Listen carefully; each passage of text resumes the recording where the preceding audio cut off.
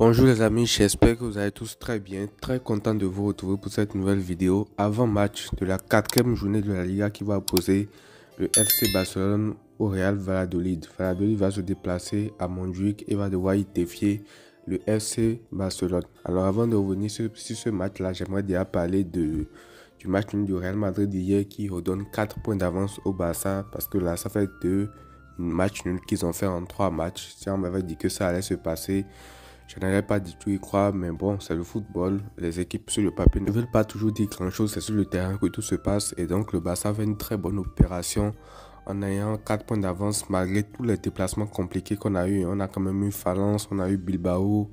Et bientôt aussi, ça va encore s'enchaîner avec Girona, Villarreal et tout. Donc, on fait quand même une très bonne opération. Et juste avant la trêve, ce serait très bien que le Barça prenne les 3 points contre une équipe comme Valladolid à domicile pour parfaire cette première partie de Liga là, avant la trêve internationale. Là, tu vas revenir beaucoup plus serein mentalement. Et j'ai envie de dire qu'il faut surfer sur cette vague là parce que vous savez, dans le foot aussi, tout est mental. Quand tu sais que tu dois battre un Valladolid pour conforter ces 4 points d'avance contre le Real Madrid, c'est différent quand tu sais que tu vas les battre et que tu as déjà des points de retard. Donc, je ne vais pas dire que la Liga est actée et tout, loin de là, parce que le Real Madrid a encore largement de quoi créer son équilibre, de quoi revenir au top. Les blessés vont revenir bientôt aussi. Ça va permettre de recréer un équilibre et tout.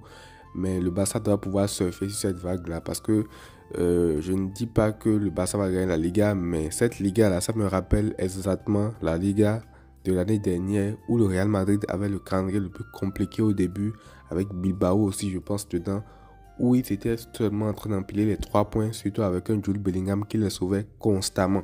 Pendant que ce temps-là, le Barça n'avait pas le calendrier le plus compliqué sur le papier, mais était quand même en train déjà de perdre des points. Du coup, si on peut prendre ces 3 points-là également contre Valladolid avant la trêve, ce serait le sparring partenaire parfait pour le Barça. Après, tu reviens de la trêve, parce qu'on sait que déjà, avec la trêve aussi, tu peux avoir des blessés, on ne le souhaite pas, mais tu peux en avoir et tout. Donc, ce serait bien déjà de partir sur de bonnes bases, revenir, même si après il y a des blessés, il y a des couacs et tout, tu pourras t'adapter en fonction de ça. On fera les bases de ce match-là posées. Maintenant, on va revenir au match lui-même.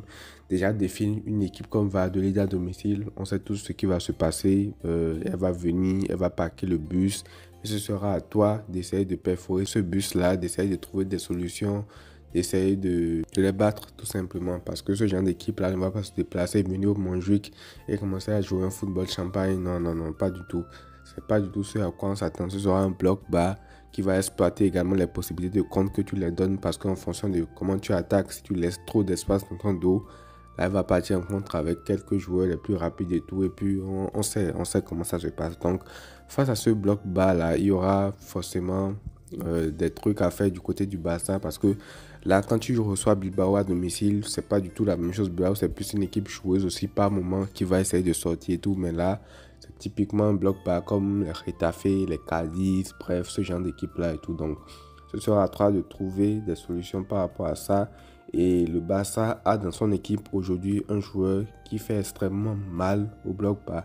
Et là, je veux parler de monsieur Daniel Mo qui a fait une entrée extraordinaire contre le Rayo Vallecano. Et franchement, ce joueur-là, ses qualités conviennent parfaitement aux équipes qui jouent en bloc bas. Ces qualités sont faites pour déstabiliser ce genre d'équipe-là parce que c'est tout simplement un joueur de petit espace. Ceux dans horreur les équipes en bloc bas, c'est également un joueur qui, bon, je ne sais pas si c'est sa spécialité, mais qui a une très bonne frappe de loin également. Et on l'a vu contre le Rayo Vallecano. Je ne sais pas s'il était en sur-régime ou pas, mais ces qualités-là sont extrêmement importantes pour déséquilibrer les blocs bas. En plus aussi, si tu as de la percussion sur les côtés avec un Lamine Yamal et tout, et que dans l'as, tu peux trouver dans les petits espaces Pedri, Daniel Mo, Lewandowski, bref, tout le monde est juste et tout, il y aura largement de quoi faire face à cette équipe-là. Certes, sur le papier, cette équipe n'est pas la plus forte que tu as affronté des dernières équipes.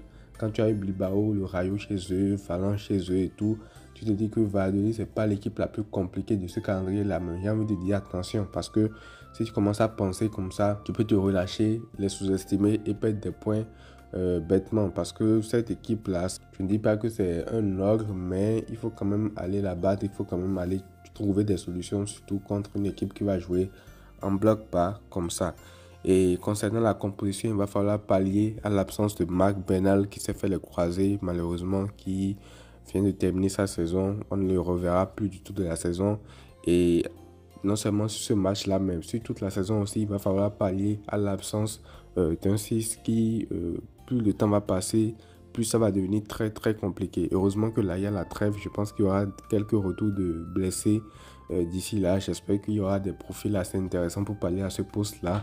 Mais là, tout de suite, il n'y a pas vraiment un seul 6 dans l'équipe et tu vas devoir bricoler au milieu de terrain parce que là, tu as Eric Garcia qui peut jouer en 6, mais à part lui, je pense que c'est fini hein, parce que Christensen pouvait le faire également, mais actuellement, il est blessé pour 4 mois selon le club pour pouvoir inscrire Daniel Mo. Donc, bref, c'est un foutage de gueule sans nom.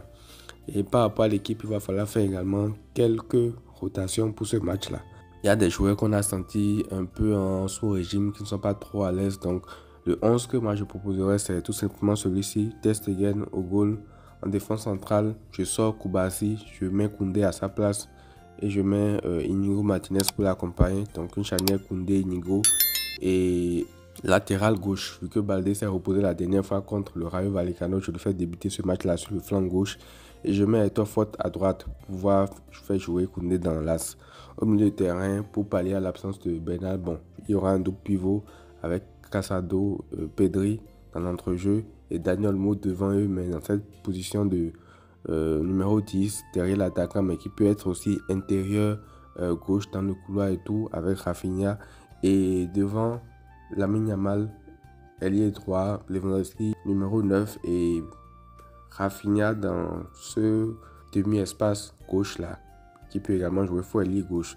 Donc voilà la composition que moi je ferai débuter face à cette équipe là. Maintenant il va falloir faire des rotations aussi en fonction de l'évolution du score. Tu es à domicile, si tu fais bien les choses et que tu mènes 2-3-0 à la pause, tu peux déjà faire vite rentrer un joueur comme Fermin Lopez.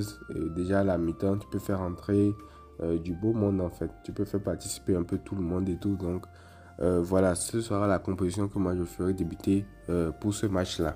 Maintenant, on va finir la vidéo en disant un mot quand même sur le tirage de la Ligue des Champions qui a eu lieu hier. Je n'ai pas fait un retour par rapport à ce tirage-là à chaud, mais rapidement, je vais revenir sur ça. Le Barça a quand même un tirage assez abordable. Quoi qu'on dise, hein, il y a des déplacements compliqués, il y a des stades qui seront difficiles, il y a des trucs où le Barça va devoir se surpasser et tout, mais quand on regarde le tirage d'un PSG à côté, tu te dis que tu aurais pu avoir largement pire que ça. Donc, soit c'est pas des équipes à prendre à la légère, c'est pas des équipes à sous-estimer. Ce sera des stades un peu pièges par moment, mais le Barça a quand même un bon tirage. Je vous lis les équipes que le Barça a. Tu vas affronter le Bayern Munich à domicile, Atalanta à domicile, Young Boys à domicile et le Stade de Brest à domicile.